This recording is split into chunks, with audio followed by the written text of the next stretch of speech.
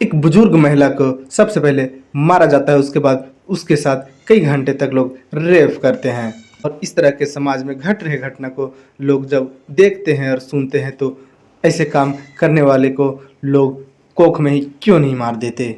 उत्तर प्रदेश के अयोध्या जिला में एक कस्बा लगता है दयाराम का पूरा। 5 दिसंबर 2022 का दिन था। शाम का वक्त एक बुजुर्ग महिला शौच के लिए खेत की तरफ जाती है, लेकिन जब वह महिला लौट के घर नहीं आती है तो उनका जो बहू होती है वह उस महिला का राह देख रही होती है। करीबन 2 घंटा बीत जाने के बाद भी जब वह बुजुर्ग महिला खेत के तरफ से लौटकर नहीं आती है तो फिर वह महिला अपने पति के पास जाती है और बताती है कि माँ खेत की तरफ गई थी लेकिन अभी तक लौट के आई है। उसका पति बोलता है कि माँ कहीं किसी के पास बात कर रही होगी, इसीलिए वह लौट कर नहीं आई है। पति के बात सुनकर वह महिला चुपचाप हो जाती है और फिर से अपने सासू माँ का राह देखने लगती है। लेकिन करीबन 2 घंटे फिर बीतने के बाद जब उसकी सासू माँ लौट कर नहीं आती है तो फिर से जाकर वह महिला अपना पति से बोलती है।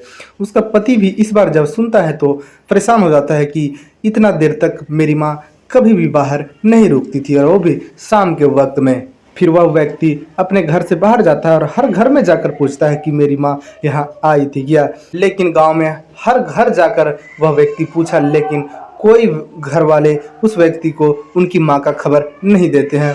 फिर गांव वाले भी कुछ लोग इकट्ठा हो जाते हैं और वही खेत में जाते हैं जिस खेत में उसकी माँ हर रोज शौच के लिए जाया करती। वह खेत में गन्ना लगा हुआ था। जब लोग लाइट बार बार कर गन्ने में देख रहे थे तभी एक व्यक्ति का नजर वही गन्ने में एक महिला गिरी हुई होती है उस पे पड़ता है। वह व्यक्ति उस महिला के पास जाता है तो डर जाता है और वह एक जोर का आवाज देता है। सारे लोग उस व्यक्ति का आवाज सुनकर उस व्यक्ति तक पहुंचते हैं और वहां देखते हैं कि एक महिला गिरी हुई है। जब लोग गौर से देखते हैं तब वह औरत कोई और नहीं, वही बुजुर्ग महिला थी जो शाम के वक्त घर से निकली हुई थी। उसका बेटा अपनी माँ को मृत देखकर जोर जोर से रोने लगता है और उसी में से एक व्यक्ति पुलिस को फोन कर देती है और पुलिस उसी वक्त उस गन्ने के खेत में पहुंच जाती है। पहुंचने के बाद उस महिला का बॉडी को कब्जे में लेती है और उसे पोस्टमार्टम के लिए भेज देती है। और इधर पुलिस फिर गांव में पूछताछ करने लगती है कि इस महिला के साथ किसी के लड़ाई झगड़ा था क्या। लेकिन गांव में पुलिस हर घर में जाके पूछती है, कोई भी व्यक्ति नहीं बताता है कि इस महिला के साथ किसी का लड़ाई झगड़ा या दुश्मनी हो। पुलिस भी सोच रही थी कि इस महिला का इस तरह से इस उम्र में कौन मार सकता है।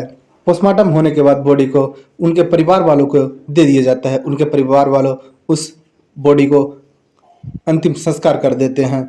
और इधर कुछ 2 दिन बीतने के बाद पोस्टमार्टम रिपोर्ट आता है। पोस्टमार्टम रिपोर्ट देखने के बाद पुलिस की आंखें खुली की खुली रह जाती है। पोस्टमार्टम रिपोर्ट में आता है कि पहले तो महिला को मारा गया है गला दबाकर, उसके बाद उसके साथ लगातार कई घंटे तक कई लोग मिलकर रेप किए हैं। पुलिस इधर गांव में हर लोग से पूछने लगती है कि इस तरह का कांड इस गांव में कभी हुआ है का क्या, लेकिन उस गांव का कोई भी व्यक्ति नहीं बताता है कि इस तरह का कोई भी कांड इस गांव में हुआ है। फिर पुलिस कातिल को ढूंढने के लिए कई तरह के जाल बिछाती है, लेकिन कई दिन बीत जाता है और पुलिस के हाथ कोई नहीं आता। पुलिस इधर कातिल का तलाश कर ही रही थी और एक इलाके में और इसी तरह का खबर पुलिस को मिलता है।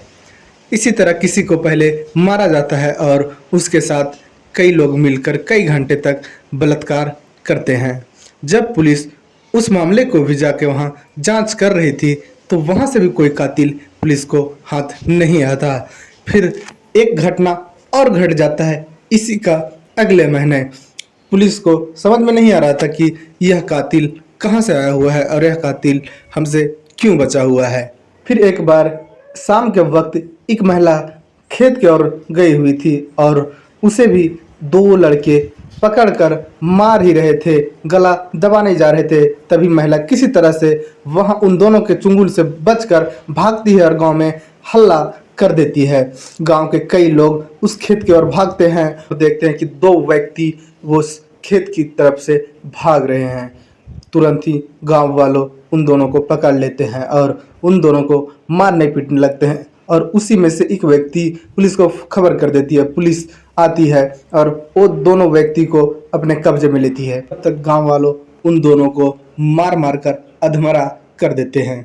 पुलिस इन दोनों को पकड़कर पुलिस स्टेशन लेके जाती है और पहले इलाज करवाती है। उसके बाद इन दोनों से पूछताछ करती है। इन दोनों में से एक व्यक्ति का नाम अमरेंद्र होता है और दूसरे व्यक्ति का नाम सुनील होता है। अमरेंद्र बताता है कि हमारी मम्मी कई वर्ष पहले मर चुकी है और हमारे पापा भी मर चुके हैं और अमरेंद्र का दादा अमरेंद्र को पालन पोषण करते थे।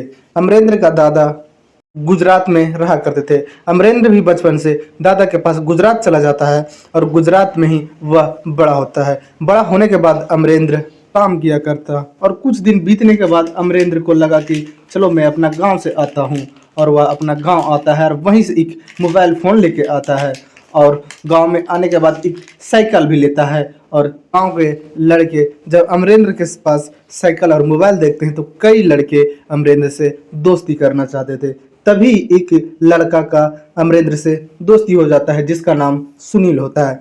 सुनील और अमरेंद्र घंटों घंटों साथ में रहा करते। अमरेंद्र के घर में जानवर होता है और वही जानवर को अमरेंद्र चराने के लिए जंगल के ओर जाया करता और उसके साथ सुनील भी जाया करता। लेकिन ये दोनों मोबाइल को गलत यूज करते हैं। जंगल के ओर जाने के बाद अमरेंद्र अपना मोबाइल में गंदी वीडियो डलवा के रख लिया होता है और वह अमरेंद्र और सुनील दोनों जंगल में उस ब्लू वीडियो को देखा करते। और एक रोज जब दोनों व्यक्ति ब्लू वीडियो देख रहे थे तभी उधर से एक पास से ही महिला गुजर रही थी।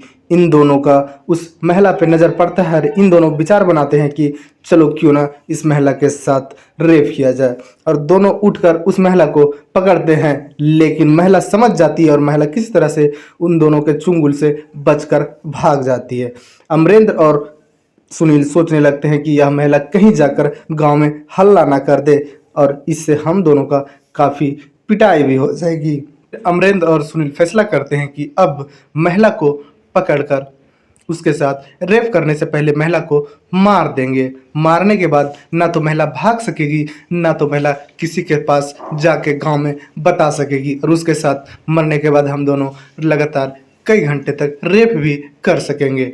और अगले दिन वह दोनों सुनील और अमरेंद्र फिर जंगल की तरफ जाते हैं और वीडियो देखते हैं। एक महिला आती है, उसको पकड़कर उसको पहले गला घोटकर मारते हैं, उसके बाद उसके पास लगातार रेप करते हैं। और इसी तरह कई घटनाओं का इन दोनों ने अंजाम दिया था।